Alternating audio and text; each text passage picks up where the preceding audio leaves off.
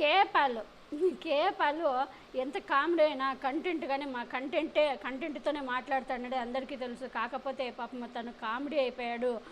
తను ఏది మాట్లాడినా దాన్ని సీరియస్గా తీసుకోవడం లేదు ఎవరు అనేది అందరికీ తెలుసు. ఇప్పుడు కేఏపాలు ఈరోజు మీడియాతో మాట్లాడుతూ పిఠాపురంలో పవన్ కళ్యాణ్ని చిత్తుగా ఓడించండి, అంతేకాకుండా చిరంజీవి పవన్ కళ్యాణ్ పై కూడా ఫైర్ అయ్యాడు. ఏం మాట్లాడారో వినండి. చిరంజీవి ఇప్పుడు బీజేపీ కూటమికి ఓట్లేసి తమ్ముడిని గెలిపించి సెంట్రల్ మినిస్టర్ చేయాలని ఆయనకి పద్మభూషణ్ బీజేపీ ఇచ్చారు.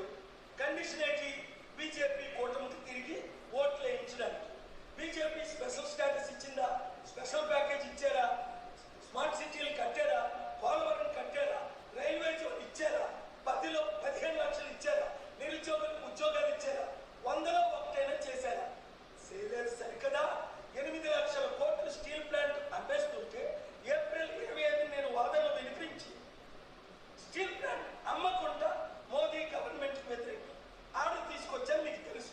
అందుకనే విశాఖపట్నం ప్రజలందరూ అరే ఇలాంటి సత్తా ఉన్న మన నాయకుడు, బడుగు బహుజనుల నాయకుడు కేఏపాల్ ఎంపీగా గెలిపిద్దాం, కొండ గుర్తుకే ఓటేద్దాం అని నిర్ణయం తీసుకున్నాను.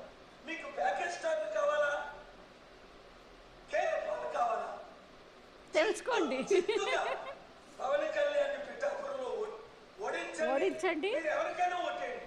ఎవరో ఒక చెప్పులు కుట్టేవాడు అబ్రహాం లింకన్ లాంటి క్యాండిడేట్ గా ఉన్నారు. ఓట్లేయండి. వీళ్ళకి బుద్ధి చెప్పండి. బహుజనులందరూ ఏకం కండి. రాష్ట్రాన్ని రక్షించండి, దేశాన్ని రక్షించండి. ఈ వీడియో అందరికీ షేర్ చేయండి. సచిన్ తెండూల్కర్కి భారతరత్న ఇచ్చిన చాలా ఆవేశంగా మాట్లాడుతున్నాడు. పిఠాపురంలో ఒక చెప్పులు కుట్టే అతను అబ్రహం అనే అతను ఇండిపెండెంట్గా వేసాడనమాట. అతనికి కూడా గాజు గ్లాస్ ఇచ్చారు, ఏమో తెలీదు అతనికి అనుకుంటా, కానీ ఒక ఇండిపెండెంట్ అయితే నిలబడ్డాడు. అతనికి ఓట్లు వేయండి, అతనికి అన్న ఆ పవన్ కళ్యాణ్కి వేసే ఓట్లన్నా వేస్ట్ అయిపోతాయి, పవన్ కళ్యాణ్కి వేసే వాళ్ళంతే అతనికి వేయండి, చెప్పులు కుట్టేది ఒక సామాన్యుడు అని అంటూ ఎంత బాగా చెప్తున్నాడో కేఏపాల్ చూడండి. కానీ ఎంత చేసినా కూడా అక్కడ పవన్ కళ్యాణ్ ఓడిపోతాడనేది తెలుసు. గీతా గారు ఆడ భారీ మెజార్టీతో గెలవబోతున్నారు.